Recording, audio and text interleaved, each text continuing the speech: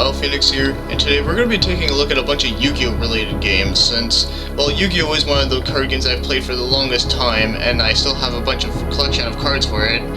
And also, I don't really need to do a big introduction about Yu-Gi-Oh since, well, I'm sure a lot of people know what Yu-Gi-Oh is. Whether you like it or you hate it, you at least know that it's a card game that is very popular amongst others such as Magic the Gathering and the Pokemon trading card game. And then you also have like the anime series, and then you have all like the mangas, and then there's also the Abridged series too, which is great, and a bunch of other things like that. Basically, Yu-Gi-Oh is very popular and was popular pretty back in the day. So, in this rewards to this, I'm going to be doing a Yu-Gi-Oh related episode where I'm going to be playing Yu-Gi-Oh related games such as Yu-Gi-Oh Forbidden Memories on PS1, Yu-Gi-Oh Duelist of the Roses on PS2, and finally, Yu-Gi-Oh! And the Falsebound Kingdoms on the GameCube. Now, the reason why I'm going to do these video games rather than like all of them is because if I did all of them, it's going to be really long and boring. In fact, most of them are pretty much like ones that actually follow the card game, where these ones are actually a little bit more on the obscure side. I don't mean obscure as in like they're hard to find and that like they're like anything like that. I mean like compared to what you would think, these video games are a lot different than what you would suspect, since, well, because Yu-Gi-Oh had a very big adaptation for video games. I mean, it's a trading card game with, like, Egypt stuff and, like, a bunch of, like, magic and a bunch of other crap like that. I don't really know what else I can say, but really, though, you would think that with a Yu-Gi-Oh related game, we could get, like, let's just say, like, if you didn't have a lot of friends and you really wanted to play the card game with someone and it was just like, oh, well, maybe I will play with, like, by myself against a computer or something and build my own decks like that. Or maybe I don't have enough money to afford the real card, so maybe I can just play like this. Well, it did seem like a very good idea, but these ones were a bit misleading, but, they're fucking shit! Okay, let's not get ahead of ourselves here, because let's just face it. These games, well, we won't jump into conclusion, but I'll just talk about them one by one. So, hopefully, let's see which ones are good, and which ones are bad, which ones are okay, or maybe they're all good, or maybe they're all shit, who knows. So we're gonna figure that out right here, right now. Now let's begin with Yu-Gi-Oh! Forbidden Memories on the PlayStation 1. And it was released as late as 2002, which the PS2 was out at that time. So I guess you could say this was one of the last PS1 games to come out, and it was developed and published by Konami. Now before we officially start, I have one problem, and it's with the case. Reason for that is that this game has one disc, and it's in a multiple disc case.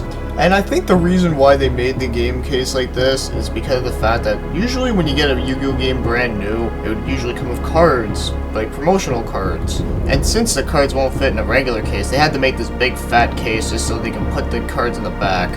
And afterwards you take out the cards after opening it, you realize that now that this game takes up more space on your shelf. What a waste of space. And why can't they do what the Lunar games did, where they had a cardboard box overrunning the game, then it also had enough space to put all the good stuff in the back? Why couldn't they do it like that? That worked perfectly. Now, I can understand a game that has multiple discs, such as this, having a big case like this, but not a game that has one disc, like, god damn it. Okay, I'm done with my little rant about the cases there, so let's begin for real this time. Okay, so now that we're here, let's start off with the story. And it's a little bit different from the anime, but I will try to keep it short. So you play as the pharaoh in ancient Egypt times, and you always have to make choices in the game. Like for example, right here at the very beginning, you can choose either to listen or to run away from the shaman, which, by the way, run away from him though, because you'll need that for extra grinding spots. And so after you run away, you go to the dueling ground, duel some assholes, duel your friends, and all that type of good shit. And then after you duel another asshole named Seto Kaiba, which you all know from the anime, and after kicking his ass, you go back to the shaman, and then after that you realize that the palace is under attack. And it's being attacked by someone known as Haishin. Now, by the way, this character was originally supposed to be in the anime, but instead they had to cut him out due to some technical things, so in the games he's usually meant to be the main bad guy, which is pretty interesting since I never knew this until I played this game. But then you duel Haishin, but when you duel him, you have to lose. Like, basically this guy is gonna have a deck that's gonna kick your ass no matter what. Unless you use cheats, of course, but we're not gonna use that for this one. and after defeating you, he tries to take over this world by destroying everything, but then you save yourself by smashing the puzzle, and therefore making yourself trapped inside it later on, and then as you know from the actual show, Yugi rebuilds the puzzle to release the Pharaoh in modern times. And now this is the part where you're in modern times, where you're using Yugi, not the Pharaoh, and basically you're going to Kaiba's tournament since you were invited, and many other characters that you would know from the show. So basically you have to kick all their asses and whatnot, and then after you kick Kaiba's ass finally at the end, you go back into old times, and then you have to walking around and some shit. Basically this is the part where I always get fucked over at, but that's basically the story I'm going to give you guys for now. So as you can tell, it's pretty close to the anime and the manga and whatnot, but at least it's faithful Yu-Gi-Oh material though. Now as for the gameplay, it's just like the regular Yu-Gi-Oh card games, but there are slight differences. Like for one, these were actually the prototype rules before Yu-Gi-Oh was developed here in North America. So in this game there's only normal monsters and ritual monsters. There are fusion monsters though, but of course the way how they work in this game is a little different. Well, for one, you don't need polymerization. And by the way, I really wish in real life they wouldn't have to use polymerization all the damn time, just because of the fact that it's such a pain in the ass card to use for the most part. But anyways, so to make a fusion monster, basically you push up on one, and then you push up on another one, and then basically, depending on each type of each one, you put them together, and there you make a monster. And just remember, this is very helpful since using fusion monsters, or basically using monsters that are not even in your deck, which are very good cards depending on which one you make, so keep that in mind. And there is no tributing monsters for summoning higher level monsters in this game. But there is one original rule that they did make up in this game, and that is the Guardian Stars. Now the Guardian Stars is when you summon a monster, and then it tells you to select a planet, and depending on the attribute of that monster, you can select either which one, and if you and your opponent has a different opposite-ended Guardian Stars, then depending on which one has the advantage, basically that monster would gain 500 attack and the other one would lose 500 attack. So in other ways, I guess you can say that's the only type of effects that you can get depending on which one you select. But for real though, what is this? Astronomy or children's card games? Anyways, that's pretty much all I can say about the rules, since everything else is pretty much the same thing with like attacking directly and whatnot, so there you go. So in that way, since it's not really like a 100% traditional Yu-Gi-Oh game, that's why I think it's more of like the obscure kind, since it is very different and weird and whatnot. Now one thing I really do hate about this game is that I find that the opponents you face always get stronger way too fast. And what I mean by that is that, okay, let's use this as an example. First you go against this villager asshole, and basically you beat him, you win, and it was like a piece of cake. And then the next duel after that, you're gonna be dueling against someone who's gonna like kick your ass with like a card that's better than all the cards that you have in your entire deck. And that's what I mean by it gets way too hard, way too fast. And therefore, that's what leads to grinding. Now, I understand that grinding is supposed to be a very important thing within RPGs, but for one, this is not really an RPG, but grinding can still happen, but the grinding in this game goes way too far. Now, every time you win a duel, you get a random card. Sometimes it's good, sometimes it's shit. Now, along with the card, you get star chips, which is your currency in this game. And to get an S rank, which is the highest one, you get 5. And depending on the lower which one you go, you get less. So basically, you only get maximum amount of 5 stars if you do perfect. And when you're trying to get better cards, it gets even worse than that.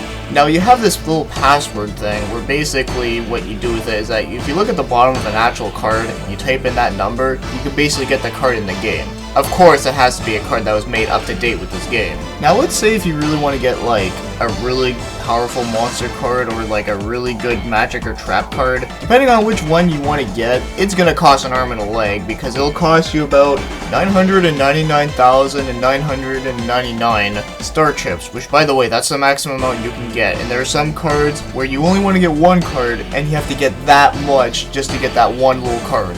And since you only get 5 stars from doing well enough in a duel, imagine how long that would take just to get there. Alright, so let's calculate this shit. I really don't know what to say, but that's a really big number, and just the fact that you have to do this many times, wow, that's ridiculous. Who the fuck would actually have the time and patience to do this fucking crap? Now, I have heard that there is a cheat way to get there without using any action replays and whatnot. And from what I've heard is that basically you have to have a memory card with this game data on it, like another memory card, and basically you have to copy this one onto that one, and then you can get like as many like cards that are like that. But here's the problem though, you have to at least get to 9,900, like that really big ass fucking number at least once. That's just nuts. Like, god fucking damn it, I could probably learn how to speak Japanese before that time happens. But I do have some good news though. There are 2 cards that are worth getting that are really good and happen to be really cheap. And they happen to be Millennium Shield and Jiragumo. Since one of them has really high attack and like pretty much no defense, and then the other one has no attack but really high defense, and for that reason, for that that's balanced, they actually have a really good price range. So try staying up for those cards so that basically they can save your ass. So overall with the gameplay, this game is a big ass fucking grind. And I don't mean literally with a stripper and the stripper pole and whatnot, that type of bullshit, but basically this game is gonna drive you nuts because of how much you have to grind. So let's move on to something different, like graphics. And I have to say, the graphics are actually pretty nice in this game since it is a very late PS1 game. But I mostly like the 3D models of the monsters in this game though, that's probably the coolest part. And also for the fact that this is actually the first time that you actually get to see like a full body of a card that may not be in the show, but you've seen the card in real life, but then you can see it in the game. Now as for the music in this game, I actually really like it. It suits it very well, and I find it sounds really cool too. In fact, the song that I'm playing right now in the background is actually Kaiba's theme, which is pretty fucking badass sounding. Now, if you want to buy this game, it usually costs around $10 to $20. Although, if you're trying to get the game with the promo cards in it, that might be a little bit tricky, but overall, the game is mostly common. Now, if I had to rate this game, I'd have to give it a 5 out of 10. It's not that good, but it's not that horrible either. I just hate the fact that this game is mostly a grind, and that just like pisses me off right there. And like I said before, most RPGs actually know how to do grinding fine, but with this game, it takes it to a whole new level of grinding that where it's like, it's not even fun. Now the part I always get stuck at is the part where we're trying to defeat all the mages from the different attributes, like there's a fire one, there's a water one, and then there's also like a field one, which has like warriors and whatnot. So yeah, that part I always get fucked over at because of the fact that they all have like really powerful cards such as like Gate Guardian and whatnot, and I'm there with like my little fucking like puny ass fucking monsters thinking like, oh, how the fuck can I beat that? Well, I do know how to beat that, it's just the thing is, I don't have the fucking time and patience to do so, like, god damn it, like, why do you have to do it like that? And it also feels like that you're getting paid like less than minimum wage in this game since you only get like 5 star chips per like perfect duel, and it's like, really? Only 5 for doing a perfect duel? Why not 50? Why not even 100? Like, hell, even if it was 100, it would still take a while to get to that really big ass number, but it's still, at least that would be fine. Oh, god, like, that's just fucking bullshit. And that is why I can never beat this game, because I just don't have the time to do this shit just to get a stupid ending that I actually know what happens at the end. In fact, this game is not even that long. It's just this game feels like it's longer because you have to grind so fucking much. Like, the gameplay of trying to grind is even longer than the actual game itself, and that right there is just silly. But if you have a lot of time on your hands, then this game is for you. Anyways, this was the very first Yu-Gi-Oh video game that was released in North America, so I can kind of understand that how this game was kind of like a meh start. But now let's move on to the PS2 game. And that PS2 game is known as Yu-Gi-Oh! Duelist of the Roses, which was released in 2003 in North America, and it was developed and published by Konami. Oh, just to get this out of the way, all the games I'm going to be mentioning in this video were published and developed by Konami, so let's just get that out of the way. Now, this game is not your average Yu-Gi-Oh game either. This game is actually almost like a chess, but with Yu-Gi-Oh rules. Now, that may sound pretty fucking weird, but it's actually pretty interesting. But we're going to talk more about the gameplay mechanics later, but for now, let's talk about the story.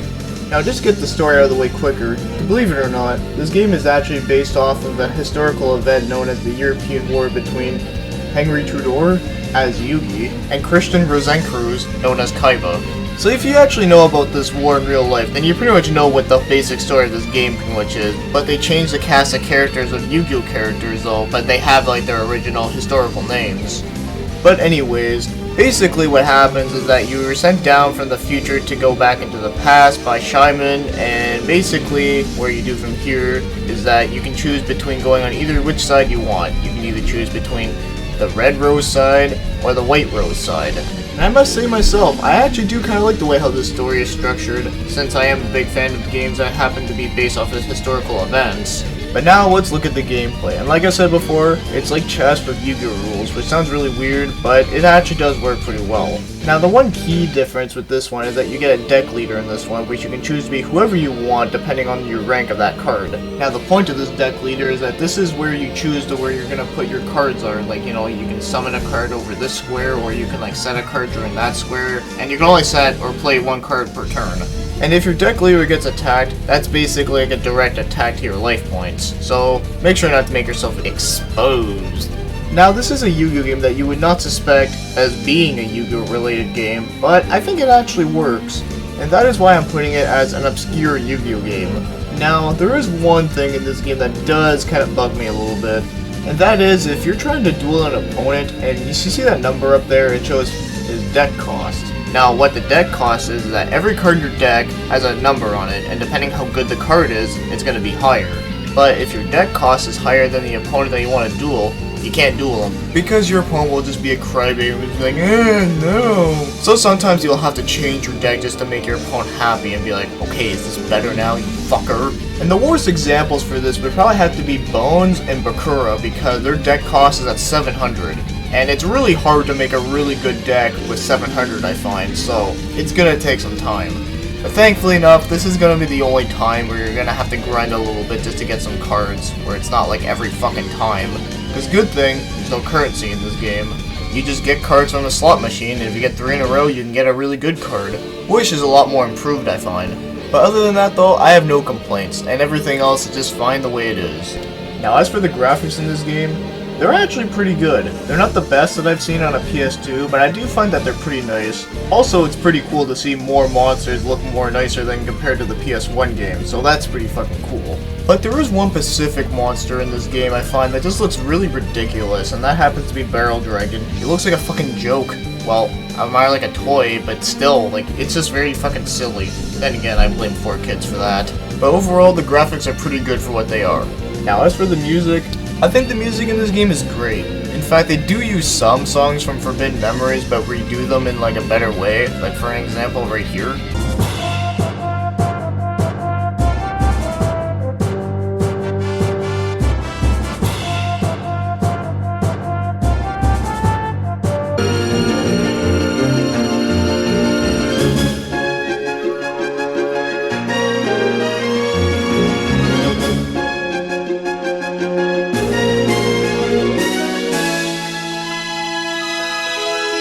Now that is very well done.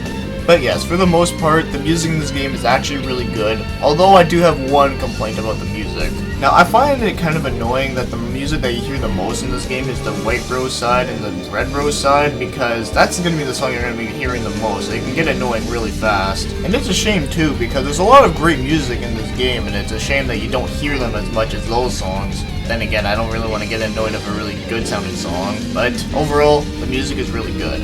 Oh, but before we move on, let's take a listen at the trading theme.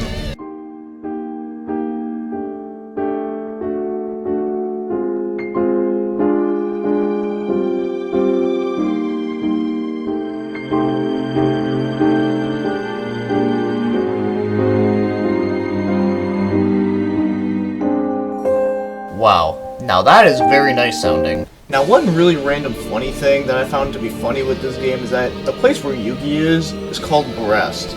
Okay, I know that's supposed to be an actual town, but really though, when you first see that and you just see the word Brest, it kinda makes you laugh. At least it made me laugh when I first played it. Then again, I'm kind of immature after all. Also, as another really random funny thing I remember playing this game when I was younger, is that the last boss in this game, his name is Fab Liar, and when I first saw it, I thought it was Fap Liar, and I was like, Fap? Really? Like, Fap? Okay, now that's just fucked up.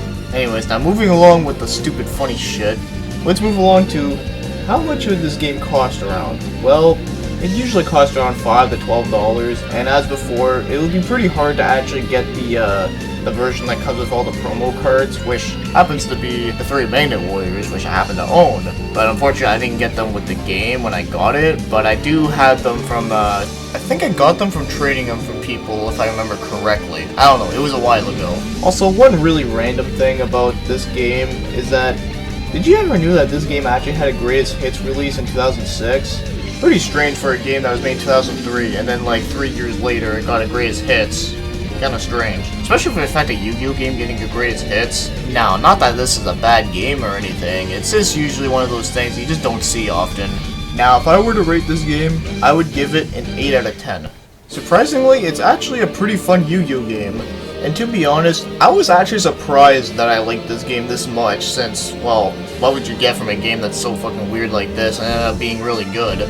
But sadly, this game was not well received by many reviewers since they think that this game was like supposed to be a regular traditional Yu-Gi-Oh game, but it wasn't. So for that reason, they kind of like didn't give this game very well, and the game did sell pretty well if I remember correctly, but it didn't sell like as well as they hoped as it would be. But strangely enough, I actually did know people that don't even like Yu-Gi-Oh at all that happen to like this game, so that's pretty weird how that works, but kind of interesting. But yes, overall, it's a very unique Yu-Gi-Oh related game, but yet it's actually still very fun, and I can actually recommend it to any Yu-Gi-Oh fans, really. But as for regular people, that may be debatable, but like I said, there were people that don't even like Yu-Gi-Oh at all that happen to like this game, so you never know. But it is a unique experience after all, so let's move on to the next game. And this will be the last game I'll be taking a look at in this episode, and it happens to be Yu-Gi-Oh! And the Falsebound Kingdoms on the Nintendo GameCube. It was released at the end of 2003 and published and developed by Konami, like I've already said before. But yes, Duelist of the Roses was released at the beginning of 2003, and this one was released at the end of 2003. Now, just one word of advice to tell you all, this one is probably the most fucked up one out of them all. Now, let's start with the story. Now, we're only going to explain Yugi's story, so this is how it begins. So Yugi and his friends get invited to go to a video game company to test out a virtual reality system, and hopefully it won't end up being like the Virtual Boy. But anyways, now what the fuck does Yugi say? What is that? Well, Yugi boy, that is a dual disc, and if I remember correctly, don't you use those all the damn time? Like, how the fuck do you not know what that is? Like, what, are you a fucking idiot? Anyways, you try on the dual disc, and basically what happens is that when you get into the virtual world, something fucks up and you're stuck in it, and all your friends get separated and you have to go and try and find them. And this is where the shit journey begins. Now, to be fair with one thing, I will admit, the story doesn't sound that bad. In fact, I find that sounds kind of exciting, actually. But that's the least of our worries. So now, let's begin with the gameplay. And what can I say? Well, it's definitely not your average Yu-Gi-Oh game. Instead, this is like a tactical RPG. In fact, it kind of reminds me of Battle Ogres, although I'm not even going to compare that. Now, before I start to explain everything, I will admit one thing. When I first heard about this game, I was pretty excited because, you know, it's like a Yu-Gi-Oh RPG. Like, to me, at that time, that sounded fucking awesome. Like, I was just hoping to be all like, yeah, I'm gonna, like, summon a fucking, like, Skull Knight at, like, level, like, 99 or some shit and, like, go blast your fucking heads off or whatever. But I was very disappointed. So what you do is that you have a base, and you send units, or shall I say marshals is what they call them in this game. And these marshals represent a character such as Yugi, Shyman, and this bitch, or whoever. But each marshal has a team of 3 monsters, and then you send these marshals to different bases and try to attack each and every other object on the field. And when you get into battle, it turns into a turn-based RPG, which is fine, but I'll be honest with you, there's not much strategy to it really. I mean, you basically have to rely on luck to be good, because I mean, most of the time, the only time you're ever going to do a lot of damage is through criticals, and criticals only happen through luck, and there's no way to tell that you're going to be able to do it or not. It just happens randomly. And it also doesn't help that the enemies, or even you, don't have weaknesses. It's just like a back and forth fight doing the same amount of damage or around the same amount of damage, and there's no fucking difference. So your options are to attack, which is going to be the one you're going to be spamming the most. Then there's special, but good luck trying to get a special. And then there's items, and hopefully you're smart enough to restock it on an item, and if you don't, then you can't and you fucked up. Then there's guard, which, well, it guards, so that's pretty good. And then there's wait, and I really don't see why you would wait if there's a guard, but I don't know, whatever. And the stars at the bottom of each of your monsters is how many action points that you have, and once all the action points on the field are done from both players' sides, the battle will be over and both your martial units will head to different directions, and then they'll probably try to bounce back at each other because, well, apparently that's what they do on their own.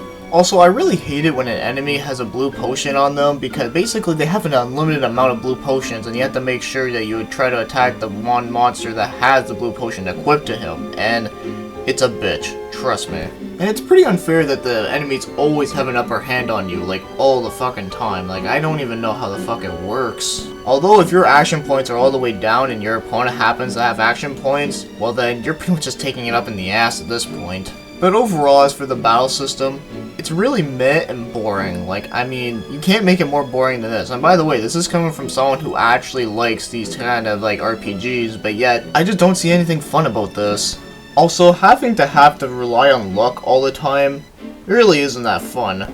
But all it really seems like you're doing is moving forward, attack an enemy, get hit by an enemy, battle ends, get EXP, monster goes back to base, maybe run into a random enemy that you can acquire to your party, try to fight the enemy again, maybe die, then you retreat, get another unit to attack the same enemy, win the fight, go back to the base to heal, then go to the main enemy base and fight him. And by the way, make sure to bring all your units there, fight the main enemy, and then hopefully you win.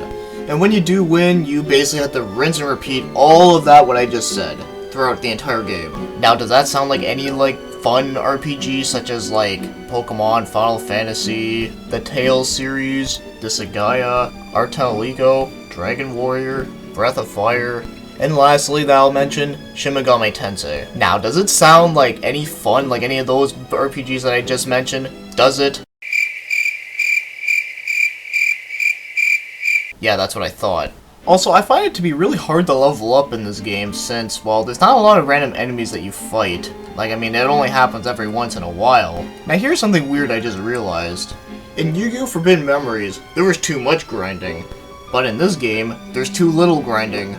So it only seems that they only got it right with Yu-Gi-Oh! Duelist of the Roses. But of course, I'm just talking about Yugi's story. Of course, Kaiba's story, and then there's also a Joey's story, but you have to unlock Joey's story by beating Kaiba and Yugi's, which I have no idea why you would want to put yourself through that unless you're fucking bored, but sure. But yes, from what I've played of Kaiba's story too, it's pretty much the exact same fucking thing, except for the beginning intro is not the same. Like, I mean, all it is just Kaiba goes and visits his game company, and then he puts himself into the thing and gets stuck into it. Yeah, that's basically all it is. Also, this is the very first Yu-Gi-Oh! Game where you can actually use the Egyptian god cards, and does that make it any better? Normally you would think it would, but in this case, it's not really worth it, to be honest. But that's story mode. Of course, there's another mode you can do in the game called challenge mode, and I'll give them credit for one thing, that they did call challenge mode for all the right reasons, since it really is a challenge. Now, all you do in this mode is fight an endless wave of enemies, which sounds like a pretty interesting idea, but there's one thing about it that fucking kills it. And that is, if you win a round, and you go to the next round, you know what happens? You don't even gain your health back. Which is fucking stupid. And doesn't that remind you of a really shitty fighting game I did review on called Pit Fighter? Yeah, how does that make me feel?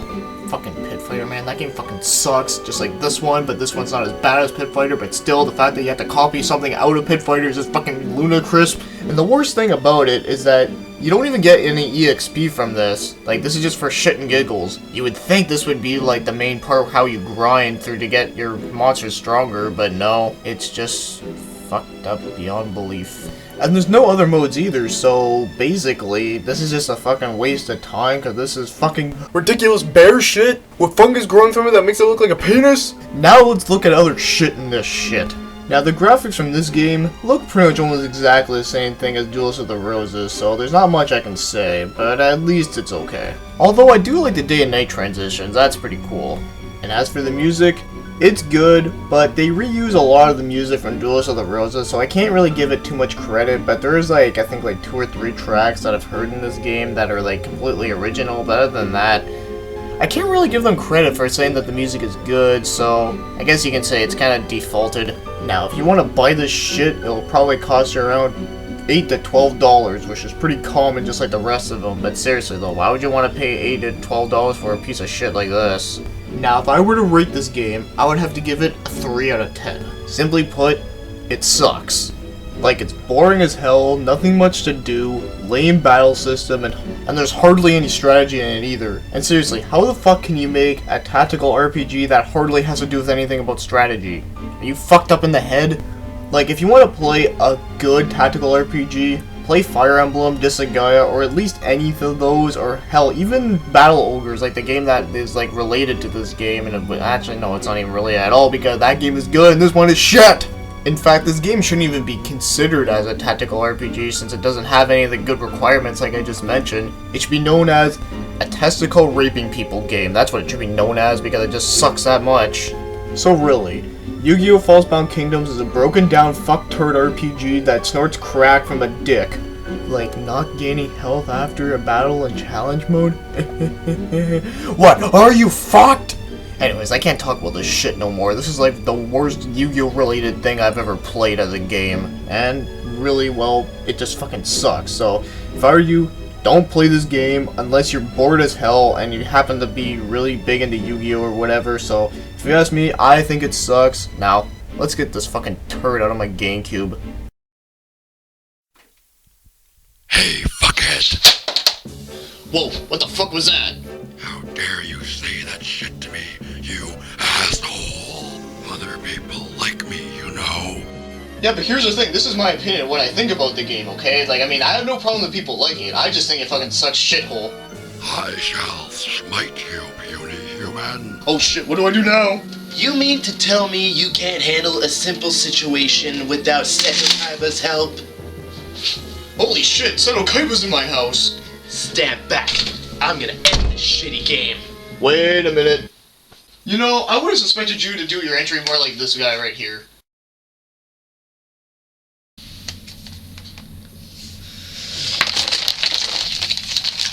Ugh. Enough of these foolish games. I summon Blue Eyes White Dragon!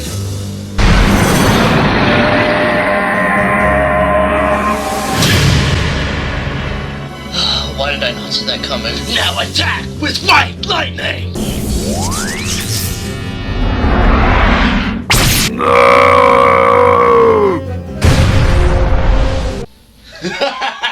Victory is mine! Ah, thank you so much, sir. Now that's gonna cost you 1,000 rupees. Life points. Ah, fuck's sakes. Here's your fucking life points now. Get out of my house.